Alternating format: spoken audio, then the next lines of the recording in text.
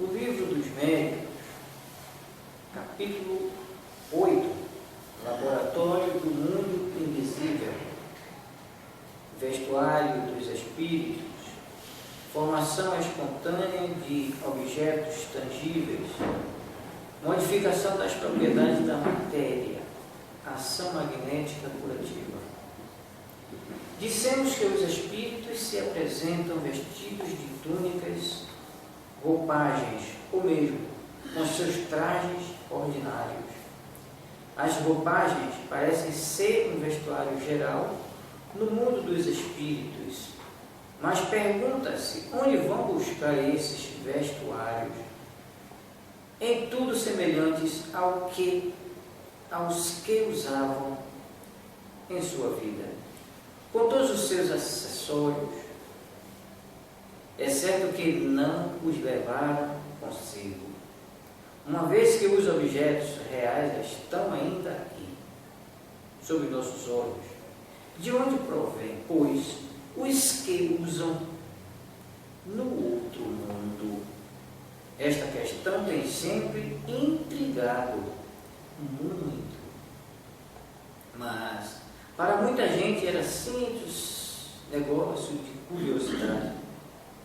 Entretanto, ela confirmava uma questão de princípios de uma grande importância, porque sua solução nos colocou no caminho de uma lei geral que encontra igualmente aplicação no nosso mundo corporal. Vários fatos vieram complicá-las e demonstrar a insuficiência das teorias que se tinham experimentado. Podia-se, até certo ponto, certificar-se do vestuário, porque pode-se considerá-lo como fazendo parte do indivíduo. Já não ocorre o mesmo com os objetos acessórios, como, por exemplo, a tabaqueira da visita da senhora doente, de que falamos no número 116. Anotemos a esse respeito que não se tratava ali de um morto, mas de um vivo, e que esse senhor, quando voltou em pessoa, tinha uma tabaqueira em tudo semelhante, onde, pois, o seu espírito havia encontrado aquela que ele tinha quando estava ao pé do leito da doente. Poderíamos citar um grande número de casos nos quais os espíritos mortos ou dos vivos aparecem com diversos objetos, tais como bengala, armas, cachimbos, lanternas, livros, etc. Veio-lhes então um pensamento de que os corpos inertes poderiam ter seus análogos etéreos no mundo invisível, que a matéria condensada que forma os objetos poderia ter uma parte quintessenciada, escapando aos nossos sentidos. Esta teoria não era desprovida de verossimilhança, mas era insuficiente para explicar todos os fatos, sobretudo um, que parecia dever frustrar todas as interpretações. Até então não se tratava senão de imagens ou aparências. Vimos bem que o perispírito pode adquirir as propriedades da matéria e tornar-se tangível, mas esta tangibilidade não é senão momentânea, e o corpo sólido se desvanece igual a uma sombra. Já é um fenômeno muito extraordinário, mas o que o é também é ver-se produzir a matéria sólida persistente, como provam numerosos fatos autênticos, e notadamente o da escrita direta, do qual falaremos com detalhes num capítulo especial. Todavia, como esse fenômeno se liga intimamente ao assunto que tratamos neste momento e que é uma das suas aplicações mais positivas, nos anteciparemos quanto à ordem a qual ele deve vir. A escrita direta ou pneumatografia é aquela que se produz espontaneamente, sem o concurso quer da mão do médium, quer do lápis. Basta pegar uma folha de papel branco, o que se pode fazer com todas as precauções necessárias para se assegurar de não ser vítima de alguma fraude. Dobrá-la e depositá-la em alguma parte, numa gaveta ou simplesmente sobre um móvel e, se houver condições convenientes, ao cabo de um tempo mais ou menos longo, encontram-se sobre o papel caracteres traçados, sinais diversos, palavras, frases e mesmo discursos, o mais frequentemente com uma substância acinzentada, análoga à aparência do chumbo, de outras vezes com lápis vermelho, tinta comum e mesmo tinta de imprensa. Eis o fato em toda a sua simplicidade, e cuja reprodução, embora pouco comum, não é, entretanto, muito rara, porque há pessoas que o obtêm com muita facilidade.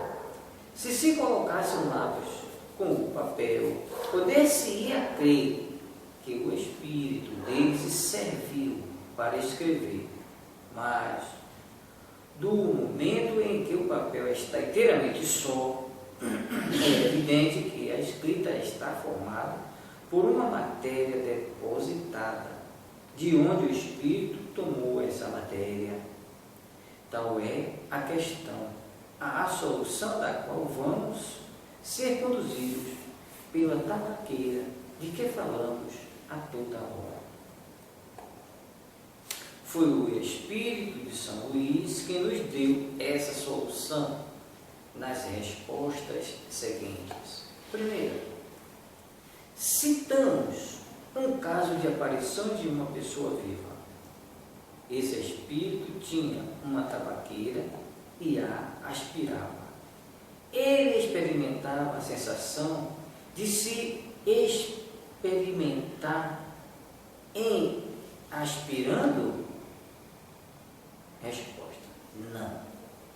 Segunda, essa tabaqueira tinha a forma da outra, da qual se servia habitualmente e que estava em sua casa. Que era aquela tabaqueira que estava entre as mãos daquele homem? Resposta: uma aparência. Era para que a circunstância fosse notada como o foi, e para que a aparição nos fosse tomada por uma alucinação produzida pelo estado de saúde da vidente. O espírito queria que aquela senhora acreditasse na realidade da sua presença e tomou todas as aparências da realidade. Terceira pergunta: dizeis que é uma aparência, mas uma aparência nada tem de real. É como uma ilusão de ótica.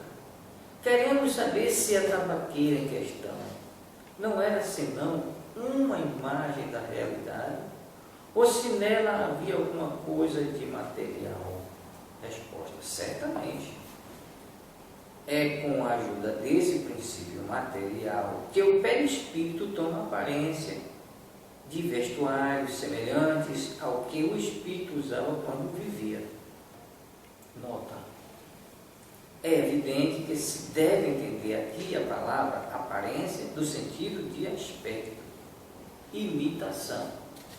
A tabaqueira real não estava lá. A que o espírito tinha era apenas a apresentação. Era, pois, uma aparência comparada ao original, embora formada de um princípio material.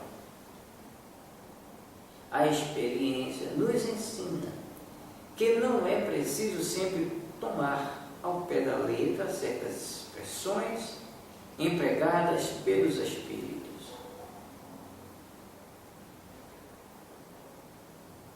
Interpretando-as segundo nossas ideias, nos expomos a grandes equívocos.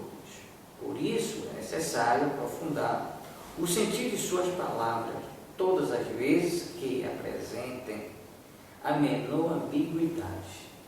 É uma recomendação que nos fazem os próprios espíritos. Sem a explicação que provocamos, a palavra aparência constantemente repetida em casos análogos poderia dar lugar a uma falsa interpretação. Quarta pergunta: é que a matéria inerte se desdobraria? Havia no mundo invisível uma matéria essencial que revestiria a forma dos objetos que vemos? Em uma palavra, esses objetos teriam seu tubo etéreo no mundo invisível, como os homens aí são representados pelos espíritos? Resposta: não. É assim que a coisa se passa. Não é assim que a coisa se passa. O espírito tem sobre os elementos materiais, disseminados por toda parte no espaço, na vossa atmosfera, um poder que estáis longe de supor. Pode, à sua vontade, concentrar esses elementos e dar-lhes a forma aparente própria para os seus projetos. Nota: esta pergunta, como se viu, era a tradução do nosso pensamento, quer dizer, da ideia que formávamos sobre a natureza desses objetos. Se as respostas fossem, como alguns pretendem, o reflexo do pensamento, estaríamos obtido a confirmação da nossa teoria em lugar de uma teoria contrária. Quinta pergunta: coloco de novo a questão de maneira categórica, a fim de evitar qualquer equívoco. Os vestuários com os quais os espíritos se cobrem são alguma coisa? Resposta: parece-me que minha resposta precedente resolve a questão. Não sabeis que o próprio perispírito é alguma coisa? Sexta pergunta: resulta dessa explicação que os espíritos fazem a matéria inerte sofrer transformações à sua vontade, e que assim, por exemplo, quando a tabaqueira, o espírito não a encontrou pronta, mas a fez ele mesmo para o momento em que dela teve necessidade, por um ato de sua vontade, e a pôde desfazer. Deve ocorrer o mesmo com todos os outros objetos, tais como vestuários, joias, etc. Mas é evidente. Sétima: a tabaqueira ficou visível para aquela senhora, ao ponto de iludi-la. O espírito teria podido torná-la tangível para ela? Teria podido. Resposta: teria podido. Oitava: se a ocasião se apresentasse, aquela senhora teria podido tomá-la entre as mãos, crendo ter uma tabaqueira de verdade? Resposta: sim. Nona pergunta: e se tivesse aberto, provavelmente teria encontrado o tabaco? Se tivesse aspirado esse tabaco, teria espirrado? Resposta: sim. 10ª. O Espírito pode, pois, dar não somente a forma, mas propriedades especiais? Resposta: se o quiser. Foi em virtude desse princípio que respondia afirmativamente às questões precedentes. Tereis provas da poderosa ação que o Espírito exerce sobre a matéria e que estás longe de supor, como já vos disse. 11ª pergunta. Suponhamos então que ele tenha querido fazer uma substância venenosa e que, se uma pessoa a tivesse tomado, teria sido envenenada? Resposta: teria podido, mas não o teria feito. Isto não lhe seria permitido. 12. Teria o poder de fazer uma substância salutar e própria para curar em caso de doença, e o caso já se lhe apresentou? Resposta: sim, muito frequentemente. Pergunta de número 13. Poderia então fazer também uma substância alimentar? Suponhamos que fizesse uma fruta, uma comida qualquer. Alguém poderia tê-las comido e ficado saciado?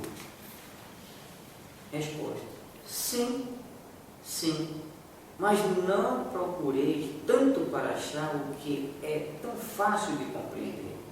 Basta um raio de sol para tornar perceptíveis aos vossos órgãos grosseiros essas partículas materiais que atravancam o espaço no meio do qual viveis. Não sabeis que o ar contém vapor d'água? Condensai-os e os conduzireis ao estado normal. Privai-os de calor, e eis que as moléculas impalpáveis e invisíveis tornam-se um corpo sólido, e muito sólido, e muitas outras substâncias das quais os químicos tirarão maravilhas mais espantosas ainda. Somente o Espírito possui instrumentos mais perfeitos do que os vossos, a vontade e a permissão de Deus. Nota, a questão da saciedade é aqui muito importante. Como uma substância que não tem senão uma existência e propriedades temporárias e, de certa forma, convencionais, pode produzir a saciedade.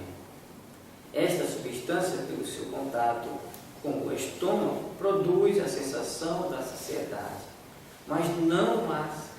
Só a saciedade é resultante de uma plenitude, ou da plenitude. Se uma tal substância pode agir sobre a economia e modificar um estado mórbido, pode muito bem agir sobre o estômago e produzir o sentimento da saciedade. Rogamos, contudo, aos senhores farmacêuticos e restauradores não conceberem, se unem, nem crerem que os espíritos lhe venham a fazer concorrência. Esses casos são raros, excepcionais e jamais dependem da vontade. De outro modo, se nutriria e se curaria a preço muito bom. Questão de número 14. Se os objetos tornados tangíveis pela vontade do Espírito poderiam ter um caráter permanente e estável e virem a ser usados? Resposta: isso poderia dar-se, mas isso não se faz. É que está fora das leis. Quinta. todos os espíritos têm no mesmo lugar o poder de produzir objetos tangíveis? Resposta: é certo que, quanto mais elevado é o espírito, mais facilmente os obtém. Mas isso ainda depende das circunstâncias. Os espíritos inferiores podem ter esse poder. Pergunta de número 16. O espírito sempre tem consciência da maneira pela qual produz seus vestuários ou os objetos dos quais oferece a aparência?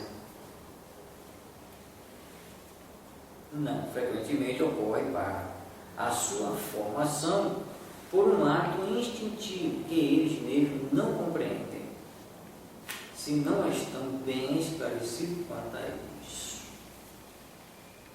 17. Se o espírito pode tirar do elemento universal os materiais para fazer todas essas coisas, dá a elas uma realidade temporária com suas propriedades, pode muito bem tirar o que seja necessário para escrever. E, por consequência, isto nos parece dar a chave do fenômeno da escrita direta. Resposta: enfim, chegaste onde querias. Nota: era aí um efeito onde queríamos chegar por todas as nossas perguntas preliminares. A resposta prova que o Espírito havia lido o nosso pensamento. 8. Se a matéria da qual o Espírito se serve não é persistente, como ocorre que os traços da escrita direta não desaparecem? Resposta: não critiquei sobre palavras. Primeiro, eu não disse, jamais, era questão de um objeto volumoso. Aqui são sinais traçados, cuja conservação é útil e se conservam. Quis dizer que os objetos assim compostos pelos espíritos não poderiam tornar-se objetos de uso, porque não há, na realidade, agregação de matéria como nos nossos corpos sólidos. A teoria acima pode ser assim resumida: o espírito age sobre a matéria, tira da matéria cósmica universal os elementos necessários para formar à sua vontade objetos, tendo a aparência de diversos corpos que existem na Terra. Pode também operar sobre a matéria elementar por sua vontade, uma transformação íntima que lhe dá propriedades determinadas. Esta faculdade é inerente à natureza do espírito, que frequentemente a exerce como um ato instintivo quando isso é necessário, e sem disso tomar conhecimento. Os objetos formados pelo espírito têm uma existência temporária subordinada à sua vontade ou à necessidade. Pode fazê-los e desfazê-los à sua vontade. Esses objetos podem, em certos casos, ter aos olhos das pessoas vivas todas as aparências da realidade, quer dizer, tornarem-se momentaneamente visíveis e mesmo tangíveis. Há formação, mas não criação, uma vez que o espírito não pode tirar nada do nada. A existência de uma matéria elementar única é quase que geralmente admitida hoje pela ciência e confirmada como se viu pelos espíritos. Esta matéria já dá nascimento a todos os corpos da natureza. Pelas transformações que ela sofre, produz também as diversas propriedades desses mesmos corpos. É assim que uma substância salutar pode se tornar venenosa por uma simples modificação. A química disso nos oferece numerosos exemplos. Todo mundo sabe que duas substâncias inocentes, combinadas em certas proporções, podem produzir uma outra que seja deletéria. Uma parte de oxigênio e duas de hidrogênio, todas as duas inofensivas, formam a água. A juntar um ato de oxigênio e tendes um líquido corrosivo. Sem mudar as proporções, frequentemente basta uma simples mudança no modo de agregação molecular para mudar as propriedades.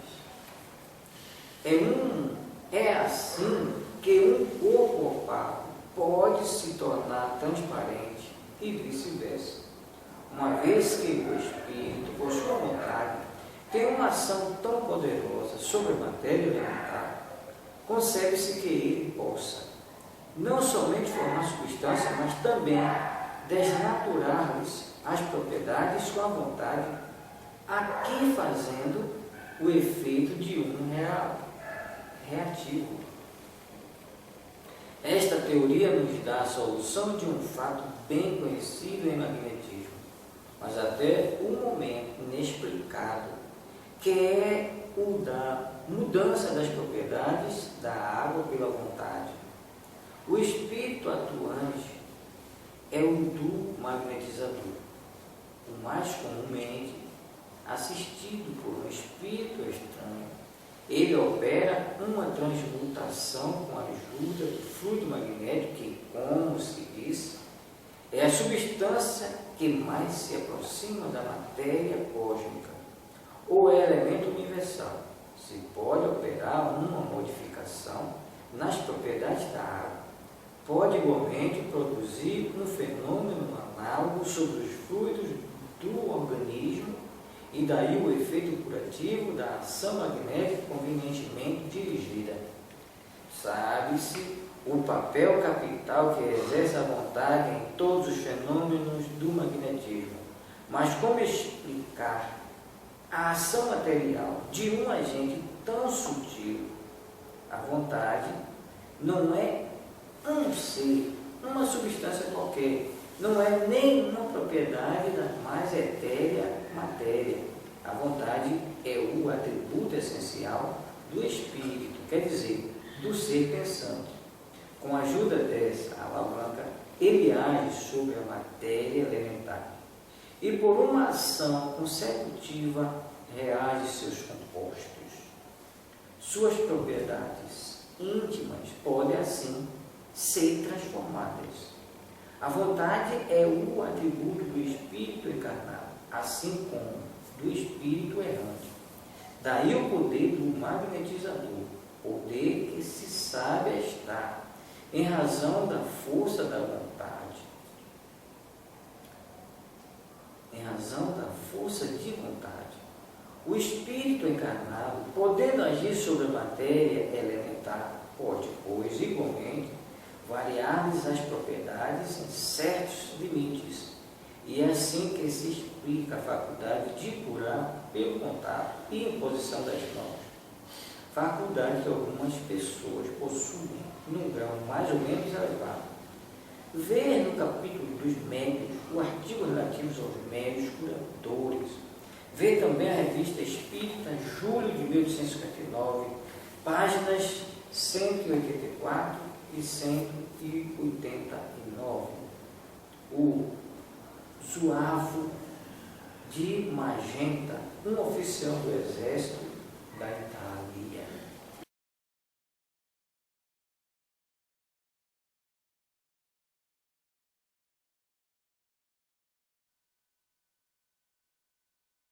Correção.